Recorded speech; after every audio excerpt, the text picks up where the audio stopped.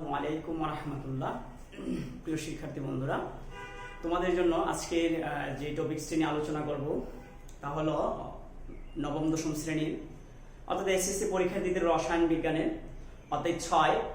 তোমরা জানো যে এই অধ্যায়ের পূর্ববর্তী আরো দুটি লেকচার আমি তোমাদের দিয়েছিলাম, সেটা হচ্ছে একটি জ্ঞানমূলক এবং একটি অনুধাবনমূলক প্রশ্নের লেকচার ছিল। তো আজকে যে বিষয়টি নিয়ে আলোচনা করবো, এই অধ্যায়ের মূল যে প্রতিপাদ্য বিষয় সেটা হচ্ছে গাণিতিক সমস্যা। অর্থাৎ মূলত এই অধ্যায়টা হচ্ছে হিসাব নিকাশের জন্য, আর হিসাব নিকাশ করতে গেলে গাণিতিক সমস্যার সমাধান করতে হয়। আমরা দেখছি অধ্যায়ের নামই হচ্ছে মূলের গণনা, মূলের ধারণা এবং রাসায়নিক গণনা। তো যেহেতু রাসায়নিক গণনা করবো, তাহলে গাণিতিক সমস্যাগুলো এই অধ্যায়ে আমাদের সমাধান করতে হবে। এদের বেশ কিছু গাণিতিক তত্ত্ব আছে, তোমাদের আমি বলেছিলাম। শতকরা সংযুতি, ঘনমাত্রা নির্ণয়, পদার্থের পরিমাণ নির্ণয়, আণবিক সংকেত বের করা, স্থূল সংকেত বের করা। তো আজকের এই পর্বে আমরা যে বিষয়টি নিয়ে আলোচনা করব তা হচ্ছে ঘনমাত্রা সম্পর্কীয় বিভিন্ন গাণিতিক তথ্যের সমাধান করব। তো ঘনমাত্রার সাথে একটা সম্পর্ক আছে, অনেকগুলো বিষয়ের সম্পর্ক আছে ঘনমাত্রার সাথে। তো আমরা প্রথমে যদি বলি যে ঘনমাত্রা সম্পর্কে একটি সূত্র তোমাদের বইয়ের মধ্যে দেওয়া আছে, দেখবা যে W equal SBM divided by 1000। এটা হচ্ছে একটি সূত্র যেখানে এই W দিয়ে পদার্থের পরিমাণ বোঝায়,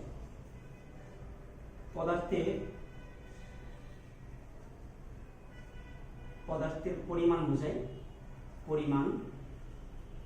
এই S দিয়ে বোঝায় ঘনমাত্রা বা মোলারিটি বোঝায়, এই B দিয়ে বোঝায় আয়তন, দ্রবণের আয়তনটা কতটুকু থাকে, আর M দিয়ে বোঝায় হচ্ছে আণবিক ভর, আণবিক ভর, এই জিনিসটা বোঝায়। তো এখানে একটা সূত্র যে W equal SBM divided by হচ্ছে 1000। আমরা যদি সূত্রটার আরো ব্যাখ্যা দেখি, দেখো W দ্বারা যদি 1000 কে গুণ করি তাহলে SBM ইকুয়াল হবে W ইনটু হচ্ছে 1000। তাহলে আমরা যদি S যদি রেখে দিই, এই BM এর সাথে গুণাকার আছে, তাহলে BM ওই পাশে গেলে W into 1000 divided by BM হবে। আবার যদি এখান থেকে এটা আনতে পারি, এখান থেকে B ও রাখতে পারি, যদি B রাখি তাহলে W ইনটু হবে 1000 ডিভাইডেড বাই SM। আমরা যদি এখান থেকে M রাখি তাহলে M ইকুয়াল হয়ে যাবে W ইনটু হচ্ছে 1000 ডিভাইডেড বাই হচ্ছে BM। অর্থাৎ একটা সূত্রের সাহায্যে এখানে আমি 4টা জিনিসের মান বের করতে পারতেছি। দেখো W এর মান বের করতে পারতেছি, যদি আমার SBM এর মান জানা থাকে, অর্থাৎ ঘনমাত্রা বা মোলারিটি যদি জানা থাকে, আয়তন জানা থাকলে, আর আণবিক ভর জানা থাকলে, আর একটা পদার্থ দেওয়া থাকলে আণবিক ভর আমরা বের করতে পারি। আমি গত ক্লাসের লেকচারে পার্ট 2 তে তোমাদের দেখিয়েছিলাম যে আণবিক ভর কিভাবে বের করতে হয়। তো আণবিক ভর এই 3টা জিনিস জানা থাকলে আমি পদার্থের পরিমাণ, অর্থাৎ একটা দ্রবণের মধ্যে ওই পদার্থটা কতটুকু, কত গ্রাম আছে, কি পরিমাণ আছে, সেটা আমরা এখান থেকে বের করতে পারবো। তো এখানে যদি আমরা এটাকে সূত্রটাকে পক্ষান্তর করে নিলাম, একটু সাজিয়ে নিলাম যে S এর মান যদি বের করতে চাই তাহলে W into 1000 divided by BM লিখতে পারবো। অর্থাৎ W এর মান, B এর মান, M এর মান যদি জানা থাকে তাহলে আমি মোলারিটি বের করতে পারবো বা ঘনমাত্রা বের করতে পারবো। আয়তন B এর মান বের করতে গেলে আমার জানা থাকতে হবে পদার্থের পরিমাণ জানা থাকতে হবে, ঘনমাত্রা জানা থাকতে হবে, আণবিক ভর জানা থাকতে হবে। অর্থাৎ এই 3টা জিনিস লাগবে। আর M এর মান বের করলে এই 3টা জিনিস লাগবে। অর্থাৎ এখানে BS হবে। তো দেখো, অর্থাৎ সূত্রটা যদি কেউ মনে রাখো আর কোনটা কি এটা যদি তুমি বুঝতে পারো, S কি, B কি, M কি, W কি, তাহলে তোমাদের জন্য এই বিষয়টা খুবই সহজ হয়ে দাঁড়াবে। তো আমরা চলো অঙ্কের সমাধানের দিকে আমরা যাই দেখি। আমি এখানে 6টি টপিকস লিখে রেখেছি। একটি হচ্ছে প্রথমেই একটা 6টা পাত্র, এখানে 1 2 3 4 5 6। তবে এই 3টা পাত্রের মধ্যে আমরা ঘনমাত্রা বের করা শিখবো, কিভাবে ঘনমাত্রা বের করতে হয়, আর এই 3টা পাত্রের মধ্যে আমরা পদার্থের পরিমাণ নির্ণয় করা শিখবো। তবে তুমি চাইলে এখানে একটা পদার্থের একটা জিনিসকে মুছে দিয়ে এখানে আয়তন বের করতে, আয়তনটা মুছে দিয়ে এখানে যদি পদার্থের পরিমাণ দিয়ে দাও তাহলে আয়তন বের করা শিখতে পারবে। অর্থাৎ আরো যে 2টা বিষয় আছে সে 2টা আমি লিখি নাই, তোমরা ইচ্ছে করলে সেগুলো প্র্যাকটিস করতে পারো। তোমরা বাসায় বসে নিজেরা একটা গাণিতিক সমস্যা তৈরি করে সেটা সমাধান করতে হবে, তাহলে তোমাদের জন্য বেশি উপকারী হবে লেকচারগুলো। তো প্রথমেই যদি আসে এখানে 1 নম্বর পাত্র, এখানে আছে 500 মিলিলিটার দ্রবণে 50 গ্রাম সোডিয়াম বাইকার্বনেট বিদ্যমান আছে। তো আমরা এখানের মধ্যে বলছে যে এর ঘনমাত্রা কত। সেম এই প্রশ্নটা 2 litre sodium carbonate 15 gram sodium carbonate, অর্থাৎ পদার্থের পরিমাণ 15 গ্রাম দেওয়া আছে, তাহলে এটার ঘনমাত্রা কত বের করতে হবে। আবার এটার ক্ষেত্রে 20 গ্রাম দেওয়া আছে, 200 মিলিলিটার দেওয়া আছে, আবার হচ্ছে HCl পদার্থটা দেওয়া আছে। তাহলে আমরা এখান থেকেও ঘনমাত্রা বের করতে পারবো, অর্থাৎ এই HCl, এই সোডিয়াম কার্বনেট এবং যে সোডিয়াম বাইকার্বনেট, এই তিনটা পদার্থ থেকে আমরা m এর মান বের করতে পারবো, অর্থাৎ আণবিক ভর বের করতে পারবো তাদের। যেহেতু এখানে পদার্থটা জানা আছে, পদার্থের পারমাণবিক ভরের সাহায্যে এর মধ্যে যে মৌলসমূহ সোডিয়াম, হাইড্রোজেন, কার্বন, অক্সিজেন, এদের মাধ্যমে আমরা তাদের আণবিক ভরটা পারমাণবিক ভরের মাধ্যমে আণবিক ভর বের করতে পারবো। অর্থাৎ আমরা যদি একটা সমাধান করি, দেখো প্রথমে এই 1 নম্বরটা যদি আমরা নিই, 1 নম্বরের ক্ষেত্রে আমি এখানে এই m, এই 500 মিলিলিটার, এটা হচ্ছে কার মান, আমরা লিখতে পারবো যে দেওয়া আছে এই 500 মিলিলিটার, এর মানে হচ্ছে আয়তন দেওয়া আছে, তাহলে আয়তন হচ্ছে v দ্বারা প্রকাশ করে, তাহলে আমরা লিখতে পারবো আয়তন v ইকুয়াল হচ্ছে 500 মিলিলিটার। তবে একটা কথা এখানে মনে রাখি, যদি আয়তনটা যদি লিটারে থাকে অবশ্যই সেটাকে মিলিলিটারে নিতে হবে, কেননা সূত্রে দেখো এখানে 1000 দ্বারা ভাগ করা আছে, অর্থাৎ লিটার 1000 দ্বারা যেহেতু ডিভাইডেড করা আছে, সেক্ষেত্রে আমরা সেই মানটাকে অবশ্যই মিলিলিটার রেখে হিসাব করতে হবে। কেউ যদি লিটার রেখে হিসাব করে তাহলে তার হিসাবটা ভুল হবে। তো এখানে মিলিলিটারে দেওয়া আছে, তাহলে ml 500 ml, এরপর হচ্ছে কি দেওয়া আছে যে 50 গ্রাম, এর মানে w এর মান, পদার্থের পরিমাণ 50 গ্রাম দেওয়া আছে, তাহলে w ইকুয়াল 50 গ্রাম এখানে লিখতে পারবো। এরপরে কি দেওয়া আছে, একটা পদার্থ এখানে দেওয়া আছে সোডিয়াম বাইকার্বনেট।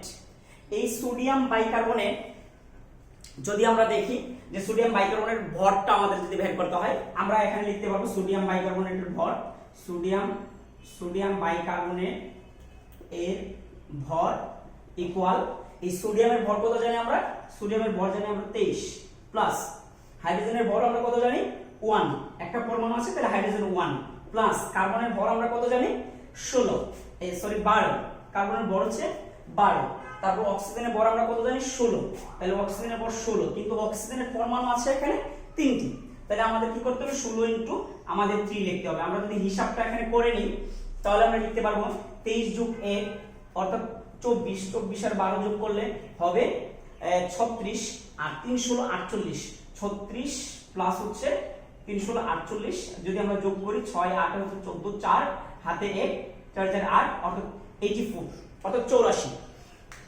তাহলে সোডিয়াম বাইকার্বনেটের ভর বের হয়েছে 84।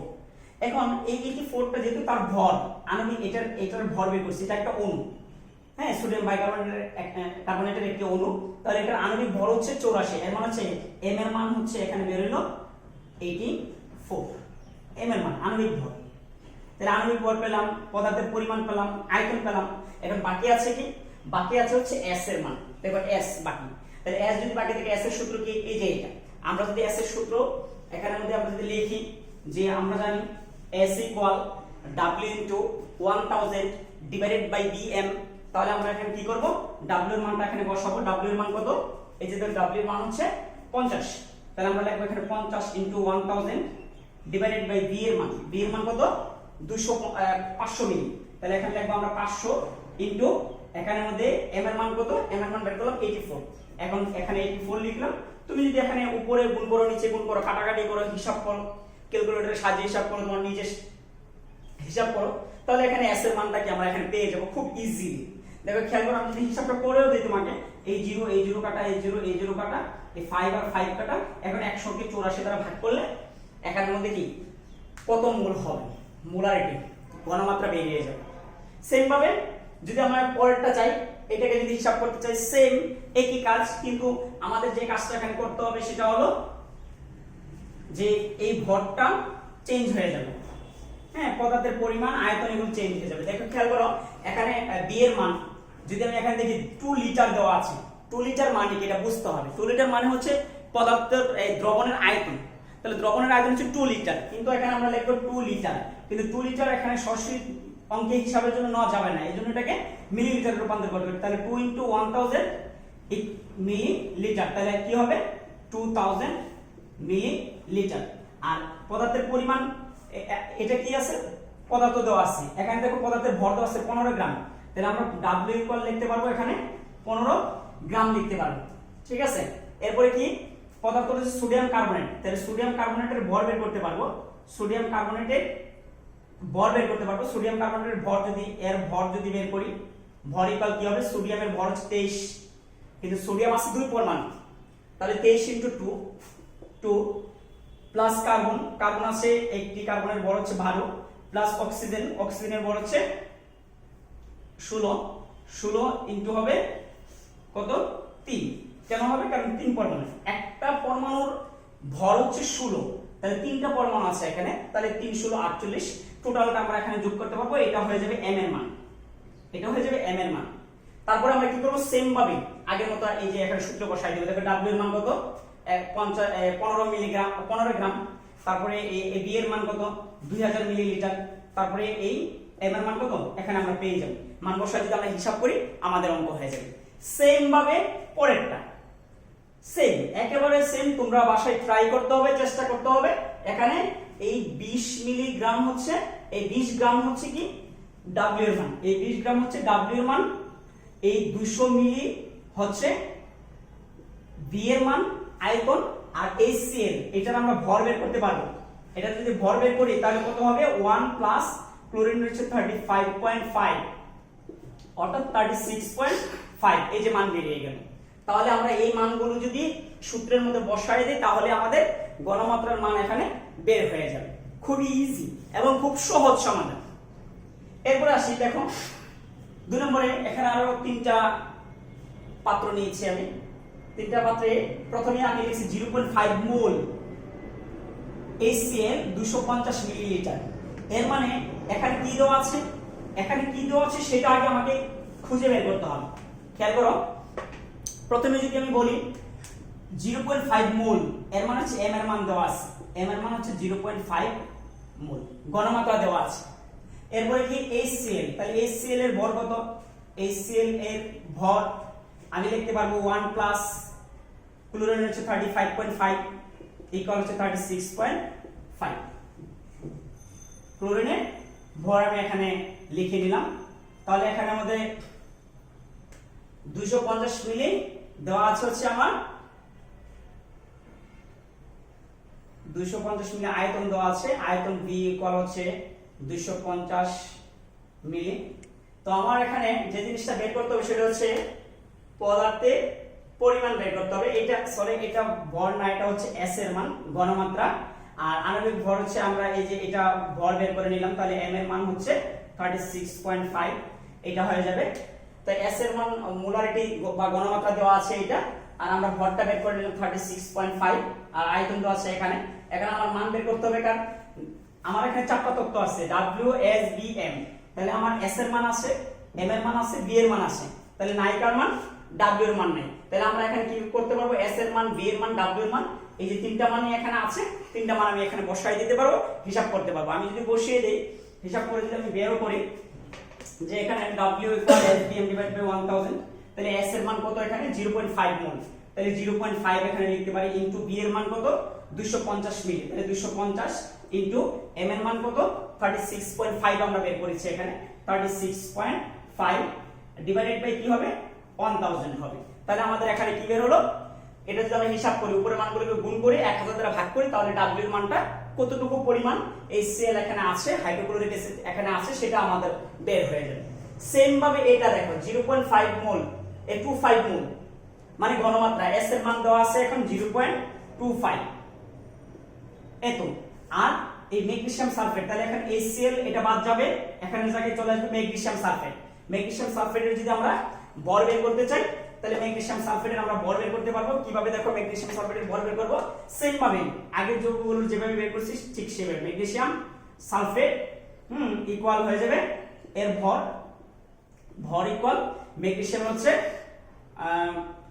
24 প্লাস সালফার হচ্ছে 32 প্লাস অক্সিজেন হচ্ছে 16, কিন্তু অক্সিজেন আছে 4 পরমাণু, 4 দ্বারা আমরা গুণ করব, এখানে আমরা এটার ভর পেয়ে যাব। এর মানে m এর মান এখানে পেয়ে যাব। আর m এর মান যদি এখানে পেয়ে যাই, তাহলে এখানে আরেকটা জিনিস দেওয়া আছে, দ্রবণের কত মিলি আছে, কত মিলি দ্রবণ আছে সেটা দেওয়া আছে। তাহলে B এর মান দেওয়া আছে 120 মিলি, 120 মিলি। তাহলে আমরা এই s এর মান, m এর মান, b এর মান পেয়ে গেলাম। এখানে s এর মান, b এর মান, m এর মান বসিয়ে দিলে আবার আমাদের অঙ্ক হয়ে যাবে। সেম ভাবে এখানে এইটার ক্ষেত্রে এই 2m মানে হচ্ছে 2 মোল, 2 মোল, তাহলে 2 মোল সালফিউরিক অ্যাসিড, এর মান হচ্ছে s এর মান হচ্ছে, এটা হচ্ছে s এর মান, s এর মান হচ্ছে 2, আর 250 মিলি, এর মানে এটা হচ্ছে b এর মান, b এর মান। হ্যাঁ, আর এই সালফিউরিক অ্যাসিড থেকে সালফিউরিক অ্যাসিডের ভর হচ্ছে 98 বের হবে, 98 তার ভর বের করতে পারবো, এর মান হচ্ছে m এর মান বের করতে পারবো, m এর মান 98 হবে। তাহলে s এর মান, b এর মান, m এর মান যদি আমি এখানে বসিয়ে দিই তাহলে আমার অঙ্ক হয়ে যাবে। সেম ভাবে যে কোনো তথ্য দেওয়া যদি বের করতে হয় আমাকে যদি b এর মান বের করতে হয় তাহলে এই তিনটা দেওয়া থাকবে, বা কোনো না কোনো কৌশলে আমরা উদ্দীপক থেকে সেই তথ্যগুলো কি খুঁজে বের করতে পারবো। এইভাবে যদি আমরা চেষ্টা করি প্রত্যেকটা এই ঘনমাত্রা সম্পর্কীয় গাণিতিক যে সমস্যাগুলো আছে সেগুলো সমাধান আমরা করতে পারবো। এখানে চারটি তথ্য মনে রাখতে হবে অবশ্যই। একটা হচ্ছে পদার্থের পরিমাণ W, S ঘনমাত্রা বা মোলারিটি, V আয়তন, আর M হচ্ছে আণবিক ভর। অর্থাৎ চারটি আমরা বের করতে পারবো যদি অপর তথ্যগুলো আমি কোনো না কোনো ভাবে উদ্দীপক থেকে খুঁজে বের করতে পারি। ধন্যবাদ সবাইকে। অবশ্যই ভিডিওটি দেখার সাথে সাথে তোমরা নিজেরা প্র্যাকটিস করতে হবে। এরকম আরো অনেকগুলো টপিকস নিয়ে তোমরা নিজেরা প্র্যাকটিস করো, দেখবে যে তোমাদের এই সম্পর্কীয় যে সমস্যাগুলো আছে সেই সমস্যাগুলো সমাধান হবে ইনশাআল্লাহ।